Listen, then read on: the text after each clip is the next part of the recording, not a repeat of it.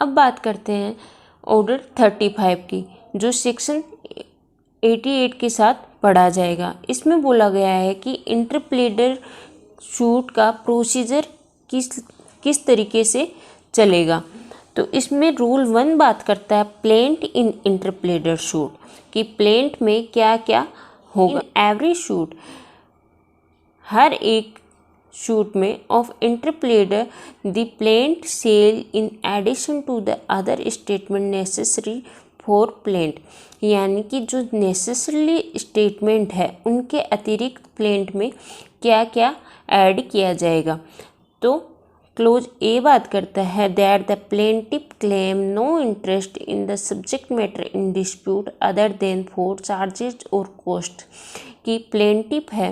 वो कोई भी चार्जेज या फिर कॉस्ट के अलावा कोई भी इंटरेस्ट है वो क्लेम नहीं करेगा। किसी भी सूट के अंदर, किसी भी डिस्प्यूट में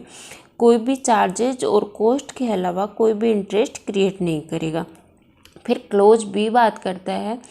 the claim made by the defendant severally, कि प्रतिवादियों द्वारा पृथकतः किए गए दावे का कथन भी इसमें शामिल होगा। फिर बात करते हैं एंड, कि इसके ऐड में ही क्या क्या नहीं होगा, क्या होगा, that there is no collusion between the plaintiff and any of the defendant, कि प्लेंटिफ और डिफेंडेंट के बीच में कोई भी ऐसा कोलिजन नहीं होगा कि अगर प्लेंटिफ और डिफेंडेंट हैं वो चाहते हैं कि अपन दोनों मिल जाते हैं और ऐसा कोई सूट दायर कर देते हैं जिससे अपन दोनों को फ़ायदा हो, तो ऐसी कोई चीज़ है वो ऐड नहीं की जाएगी। फिर बात करते हैं रूल 2। रूल 2 बात करता है payment of thing claim into court, कि ऐसी कोई दावाकृत चीज़ है जो कोर्ट में जमा किया जाना है, तो where the thing claim is capable of being paid into court or placed in the custody of the court, the plaintiff may be required to so pay or place it before he can be entitled to any order in the suit, कि जहाँ कहीं भी कोई दावाकृत चीज़ है, जो claim की गई कोई भी चीज़ है, वह न्यायालय में जमा की जा सकती है, कि कोर्ट में वो दावाकृत चीज़ है वो जमा की जा सकती है, या न्यायालय की अभिरक्षा में रखी जा सकती है, कस्टडी में रखी जा सकती है। तो the plaintiff may be required, कि प्लेंटिफ से रिक्वायर किया जा सकता है to so pay or place it before he can be entitled to any order in the suit, कि वो कोई भी ऑर्डर है वो एंटाइटल होने से पहले वो ऐसी कोई चीज़ है, दावाकृत चीज़ है, वो कोर्ट में जमा करवा दे या फिर रख दे। रूल 2 बात करता है payment of thing claim into court, कि अगर कोर्ट को ऐसा लगता है कि कोई भी दावाकृत चीज़ है वो कोर्ट में रखी जा सकती है या फिर जमा करवाई जा सकती है, तो वो प्लेंटिफ से ये रिक्वायर कर सकता है कि वो कोई भी ऐसा सूट है जो जिससे एंटाइटल होने से पहले, कि ऐसा कोई ऑर्डर है जिससे एंटाइटल होने से पहले वो दावाकृत चीज़ है जिसके लिए क्लेम किया गया है वो कोर्ट में जमा करवा दें या फिर रख दें। फिर है रूल 3। रूल 3 बात करता है procedure way defendant is sewing plaintiff, कि वहाँ क्या प्रोसीजर चलेगा जहाँ डिफेंडेंट ने प्लेंटिफ के यानी कि प्रतिवादी पर वाद चला रखा है, कि प्लेंटिफ पे जहाँ डिफेंडेंट ने कोई सूट है वो चला रखा है, कि पहले से कोई सूट है वो दायर कर रखा है, तो वहाँ पे क्या प्रोसीजर चलेगा। Where any of the defendant in an interpleader suit is actually suing the plaintiff in respect of the subject matter of such suit, कि जहाँ कहीं पे भी कोई इंटरप्लेडर सूट के डिफेंडेंट हैं और उसमें से किसी एक ने एक्चुअल में कोई सूट है वो प्लेंटिफ के अगेंस्ट में कोई भी सब्जेक्ट मैटर को लेके चला रखा है, तो the court in which the suit against the plaintiff is pending sale, तो जो कोर्ट है, न्यायालय है जिसमें वो सूट है वो पेंडिंग है, प्लेंटिफ के अगेंस्ट में जो सूट है वो किसी भी कोर्ट में पेंडिंग है, तो shall on being inform by the court in which the interpleaded suit has been institute, कि उस कोर्ट में जहाँ पे इंटरप्लेटेड सूट है वो इंस्टीट्यूट किया गया है, उस कोर्ट में जो डिफेंडेंट ने प्लेंटिफ के अगेंस्ट में सूट किया है वो पेंडिंग है,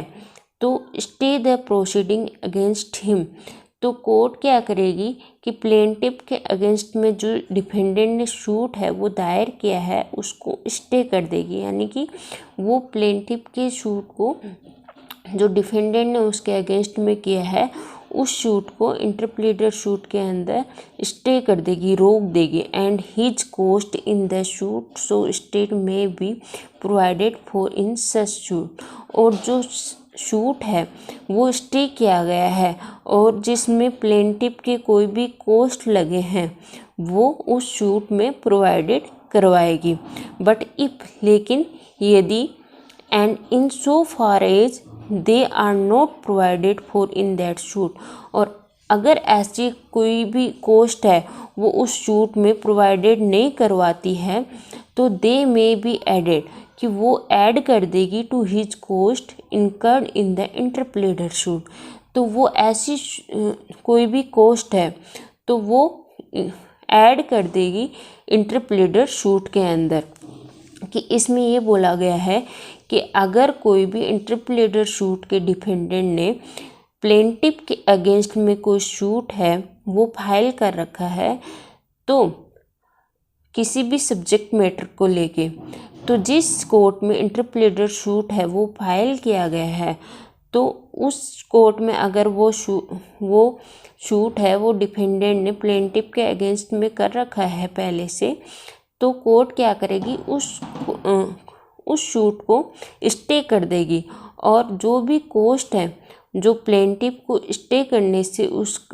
में लगे हैं वो उस सूट में प्रोवाइडेड करवा देगी कोर्ट प्लेंटिफ को, और अगर वो प्रोवाइड नहीं करवाती है तो वो इंटरप्लेटेड सूट के अंदर ऐड कर देगी।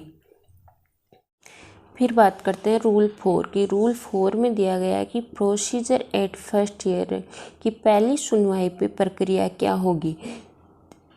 क्लोज 1 बात करता है at the first hearing the court में, कि पहली सुनवाई में कोर्ट है जो डिक्लेयर कर सकेगी that the plaintiff is discharge, कि प्लेंटिफ को डिस्चार्ज कर दिया जाएगा from all liabilities to the defendant in respect of the thing claim, कि सारी जो लाइबिलिटीज हैं जो डिफेंडेंट ने क्लेम की थी किसी भी चीज़ को लेके उनसे डिस्चार्ज कर दिया जाएगा, या फिर अवार्ड हिम हिज कोस्ट, या फिर जो भी प्लेंटिफ के जो कोस्ट लगे हैं उनको पे कर दिया जाएगा, कि अवार्ड कर दिया जाएगा, उसको दे दिया जाएगा। And dismiss him from the suit, और बाद में से उसको खारिज कर सकेगा। फिर है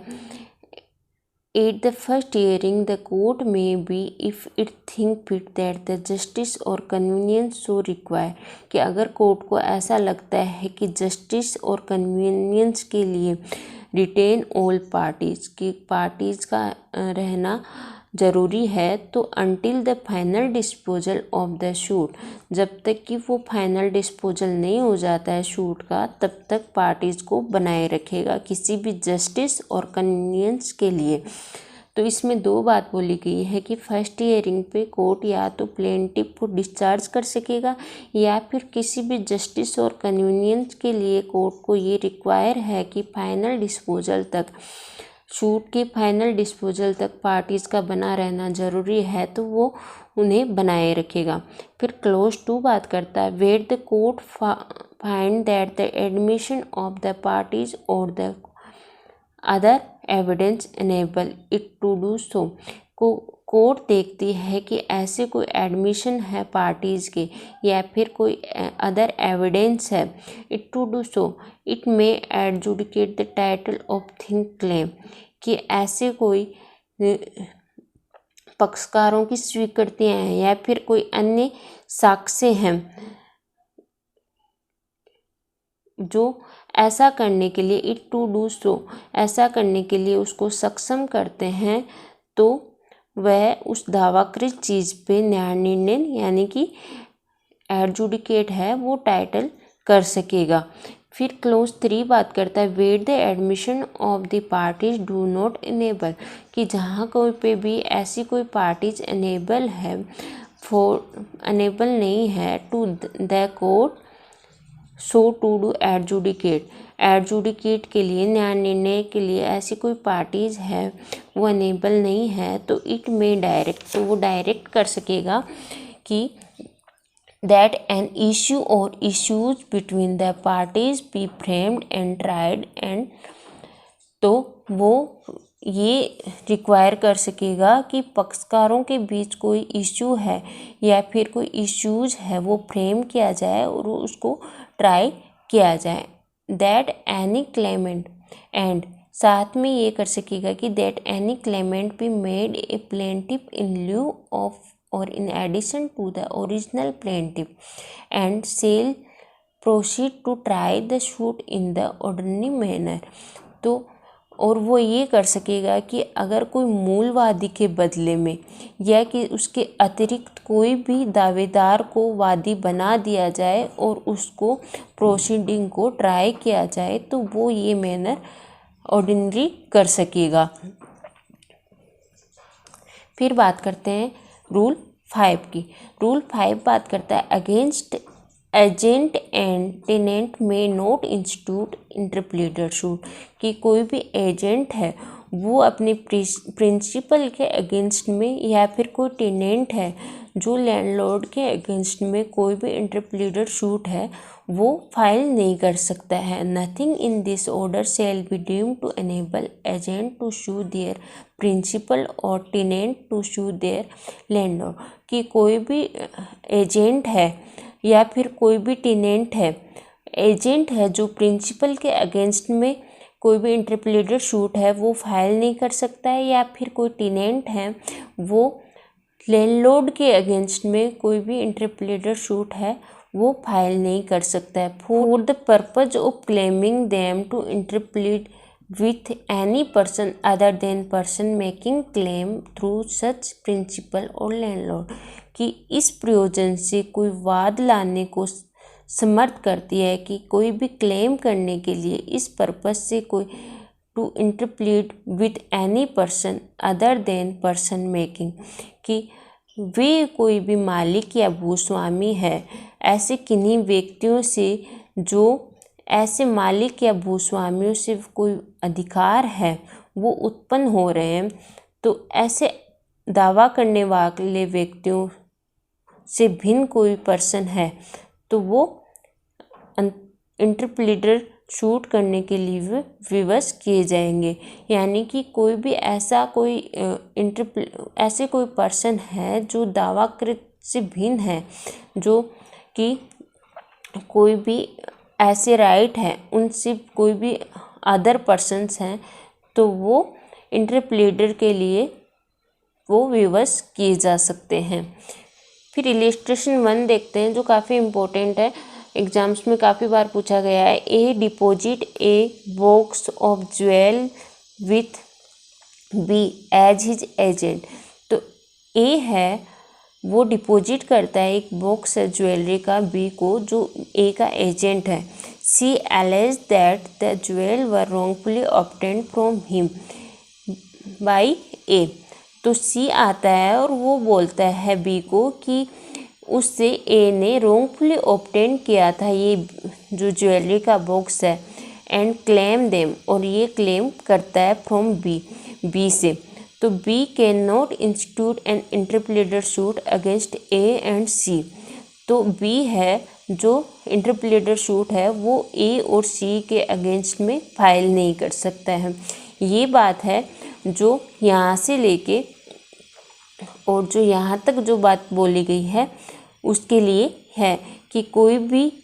एजेंट है वो प्रिंसिपल के अगेंस्ट में कोई भी सूट है वो फाइल इंटरप्लीडर सूट है वो फाइल नहीं कर सकता है। फिर रूल 6 बात करता है चार्ज फॉर प्लेंटिफ कॉस्ट, कि where the suit is properly institute the court may provide for cost of original plaintiff. तो जहाँ कहीं भी प्रॉपरली कोई शूट है वो इंस्टीट्यूट कर दिया गया है तो कोर्ट है वो प्रोवाइड करवाएगी ओरिजिनल प्लेंटिफ को कोई कॉस्ट है जो by giving him a charge on the thing claim और इन सम अदर इफेक्चुअल वे। तो वो जो भी क्लेम किया गया है जो भी चीज़ है उससे या फिर कोई भी अदर वे से वो कॉस्ट है वो उसको कोर्ट दिलाएगी प्लेंटिफ को।